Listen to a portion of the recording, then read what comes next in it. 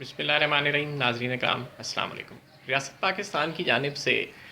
شہریوں کی فلاح و بہبود کے لیے بنائی گئی پاکستان انٹرنیشنل ایئر لائنز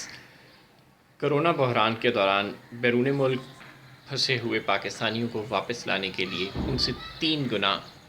کرایہ چارج کر رہی ہے. پاکستان انٹرنیشنل ایئر لائنز کا کہنا ہے کہ چونکہ انہیں اپنی پرواز خالی لے جانی پڑتی ہے اور وہ اتنے زیادہ ایکسپنسز برداشت کرنے کی صلاحیت نہیں رکھتے، لہٰذا وہ مسافروں سے 3 گنا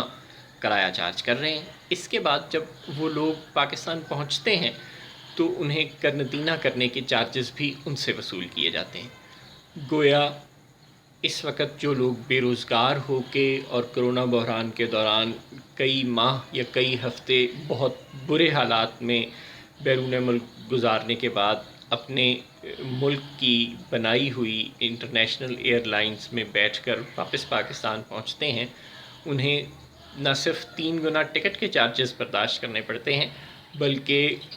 5 روز یا 14 روز حسب ضرورت قرنطینہ کیے جانے کے چارجز بھی انہی سے وصول کیے جاتے ہیں. اور یاد رہے کہ یہ سب وہ پاکستان انٹرنیشنل ایئر لائنز کر رہی ہے جس کے بنائے جانے کا مقصد حکومت پاکستان نے ہمیں یہ بتا رکھا ہے کہ چونکہ جو پرائیویٹ ایئر لائنز ہیں وہ زیادہ پیسے چارج کرتی ہیں اور بیرون ملک جو پاکستانی محنت مزدوری کرنے جاتے ہیں ان کو سستے داموں ٹکٹ فراہم کرنا، سستے داموں سفر کی سہولت فراہم کرنا ضروری ہے اور ریاست کی ذمہ داری ہے بقول ریاست پاکستان کے. چنانچہ وہ قومی جو ایئر لائنز ہے وہ بنائے ہوئے ہے اور اتنے سالوں سے ریاست پاکستان یہ کاروباری ادارہ نیم کاروباری ادارہ چلا رہی ہے جو اصولی طور پر نو پروفٹ نو لاس کی بنیاد پر چلنا چاہیے، یعنی ناجائز منافع نہ کمائے، اگر کمائے بھی تو صرف اتنا کہ اپنے اخراجات برداشت کر سکے. لیکن جو صورتحال آن گراؤنڈ ہے وہ آپ کے سامنے ہے. پھر اگر ہم یہ سوال اٹھائیں کہ ریاست ایسے ادارے بناتی ہی کیوں ہے؟ اگر اس نے میٹروز اور پی آئی ایز اور یہ تمام ادارے اس لیے بنانے ہوتے ہیں، سٹیل ملز اور پاکستان ریلویز اور پاکستان پوسٹ اور بے شمار ادارے اس لیے بنانے ہوتے ہیں تاکہ وہ شہریوں کو سستے داموں سہولیات فراہم کر سکے، سروسز فراہم کر سکے، اور نتیجہ یہ نکلے کہ نہ تو سستے داموں سہولیات ملیں شہریوں کو اور نہ ہی وہ ادارے منافع کمائیں، بلکہ الٹا ہر سال سرکار سے سبسڈیز پہ سبسڈیز بھی وصول کرتے جائیں، سفید ہاتھی بھی بنتے جائیں اور قومی معیشت پر اربوں ڈالر کا بوجھ بھی بڑھاتے جائیں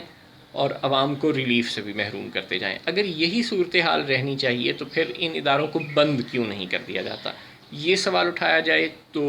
ان اداروں کے ملازمین ہڑتالیں کرنی شروع کر دیتے ہیں. دوسری جانب جو وزیر ہیں سول ایوییشن کے، جب ان سے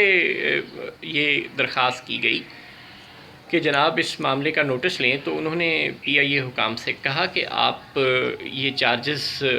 جو 3 گنا لے رہے ہیں ٹکٹ کے یہ نہ لیں، مگر انہوں نے انکار کر دیا پی آئی اے حکام نے یہ کہہ کر کہ ہم کوشش کریں گے کہ اگر ممکن ہو تو کچھ نہ کچھ چارجز میں رعایت دے دیں بیرون ملک پھنسے ہوئے پاکستانیوں کو، لیکن زیادہ رعایت دینا یا ٹکٹ کی قیمت زیادہ کم کرنا سر دست ہمارے لیے ممکن نہیں. اچھا، آپ کو یاد ہوگا کہ آج سے تقریباً 2 ماہ پہلے اداکارہ مہوش حیات نے پاکستان انٹرنیشنل ایئر لائنز میں سفر کیا اور وہ جب کراچی ایئرپورٹ پہنچی تو انہیں